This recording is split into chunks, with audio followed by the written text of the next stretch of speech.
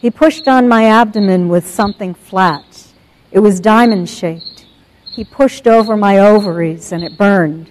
He said, "That will be all." I asked the purpose, and he says, "It is not for you to know. You are part of the whole." I felt some fear. He makes me know that he has seen me for a long time. Anonymous. NASA estimates that there are 50 billion plus planets in our Milky Way galaxy, and 500 million plus are in the Goldilocks zone, meaning that some of them probably have Earth-like conditions and might possibly support life. Most of us in this audience today have done enough research on the topic of alien visitation to know that we are most likely being visited right now. We have photographic evidence. Here's the Belgium Triangle. And 2 photographs taken, one in McMinnville, Oregon in 1950, and the other in France in 1957. Identical photos, it seems, of a craft that is not of this earth. So, friend or foe, what is their assessment of our behavior? Because I sort of have an intuition that they might treat us in a manner in which we might treat each other, or lower forms of life on this planet. I think when they came down initially, they assessed our technological development. They wanted to know if we were friend or foe. They wanted to know what our technological capability would be. And they could possibly, in 1949, see the Viking rocket, which was used as a weapon, developed as a weapon. And then our Apollo 15 launch, for example, that was not used for warfare. They probably would make close approaches to find out if we're hostile. Would we shoot at them? And we know that back in the 1950s, we did have a shoot them down order. So they would have assessed us as being hostile to their presence.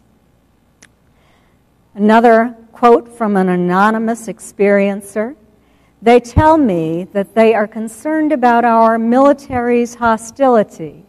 If they were shot down, I would simply have vanished from the face of the earth. No one would have found me. They probably secured plant and animal life. We hear in the 1960s, the 1970s about a spacecraft landing, about little figures getting out and taking soil samples from gardens and fields. And chances are that they would also have collected specimens of animal species from Earth. That would be what we would do. That was part of our plan during the 50s if we discovered a planet that had life. And then our plan would have been to abduct intelligent beings. And we know that at least since the 1950s, Earthlings have reported that they have been abducted. Now, Bud Hopkins, the late Bud Hopkins, told me that he had hypnotized an individual who believed they had been abducted as far back as 1939. So, how do they perceive us? They say we are a very difficult race to deal with. We are like emotional shapeshifters. Anonymous. They view us as having many contradictions, from finality of weapons of mass destruction to eternal hope from people like Mother Teresa. There is ambiguity in our behavior. There is a continuum of human behavior from despair to promise. So are we malevolent? Are we benevolent? Are we both? How do they perceive us? Let's look at the war deaths during the 20th century. During the First World War, 15 million Earthlings were killed. Under Stalin's regime in the Soviet Union, 20 million lost their lives. During the Second World War, 66 million people lost their lives.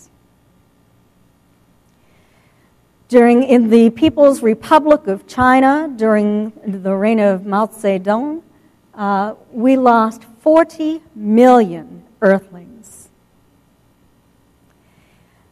In all the major wars during the 20th century on Earth, we lost 194 million, or 550,000 Earthlings. What kind of impression does that give our visitors? And yet, we have made life-sustaining advances. We have eradicated smallpox from the face of the earth. We've made advances against cancer. We have a better understanding of the mentally ill and treatment for the mentally ill. We have inoculation for the prevention of childhood diseases. Through the internet, we have the access of information, and we have a new and developing tolerance of multiculturalism. And yet, 21,000 children die each day from hunger and hunger-related causes. That is 14 children every minute. 7.6 million children die every year. We lost 76 million children between the years 2000 and 2010. That's a staggering figure. But we care for each other. And we also care for animals. But sometimes we have a failure of conscience among species that we consider inferior to ourselves. So what is the alien agenda? Denise Stoner and I were discussing that. This is Denise right here. She is MUFON's Assistant Director of Abduction Studies. And we decided to embark on a research study in order to determine commonalities among abduction experiencers. And perhaps that would give us an indication of what the alien agenda is. We devised 3 questionnaires. The first one has 45 questions. It was multiple choice and fairly easy to complete. We had 48 respondents in the study to date. The second one was the Abduction Experiencer ET Technology Questionnaire. There were only 16 questions on that, and it was more or less fill in the blanks. We didn't want to lead anyone in any particular direction. This was for people who believed that they had been abducted by aliens and had a pretty good recollection of what they observed on board the craft and what kind of procedures they were put through there. We had 21 respondents so far, not a very large sample, but not many people remember those details. That study is going to be ongoing. So if anyone in this audience is an abduction experiencer and you do have this recall, I'd certainly appreciate it if you would go online to my website and fill out that questionnaire and send it to me. Then we had a third questionnaire, and this was commonalities among non-abduction experiencers. We wanted to make sure that the commonalities that we found among abduction experiencers were not commonalities across the general population. So that was the reason for that. We advertised in the MUFON Journal, I believe online at Open Minds, also at a number of other UFO-oriented and abduction-oriented websites. We also did several radio shows. I generally do radio shows on fairly often. A lot of those shows were on paranormal radio sites. So our results were skewed a little bit among the non-abduction experiencers because there was a lot of paranormal experience taking place in their homes. So the first questionnaire that I talked about was broken down into 4 different areas: demographics, abduction memories, psychic phenomena experiences, and physiological responses. Under demographics and conscious recall, we had 17 males and 31 females that completed the first questionnaire.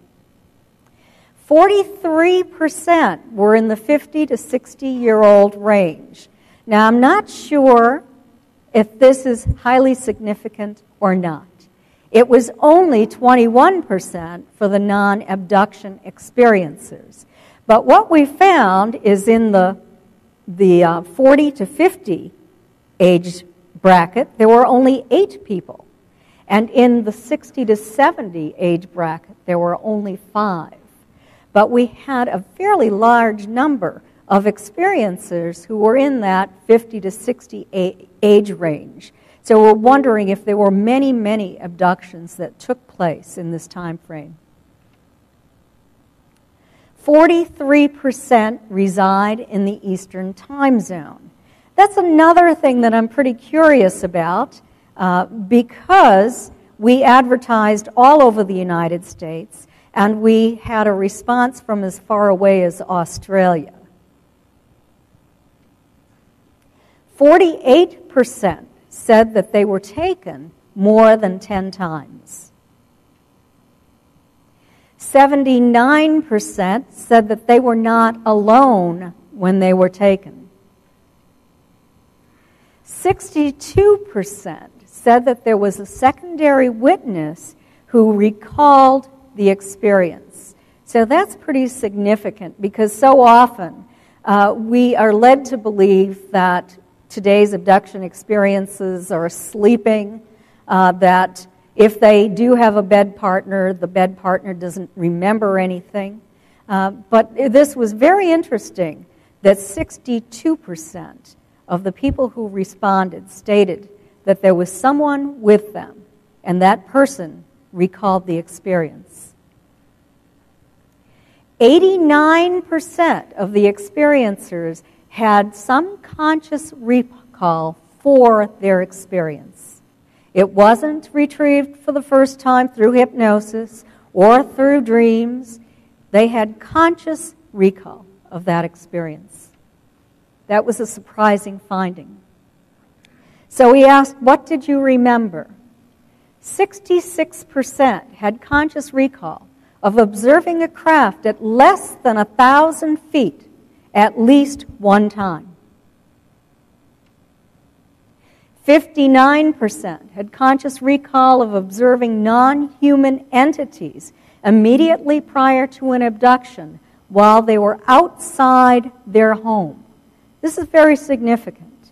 They're wide awake when this happened.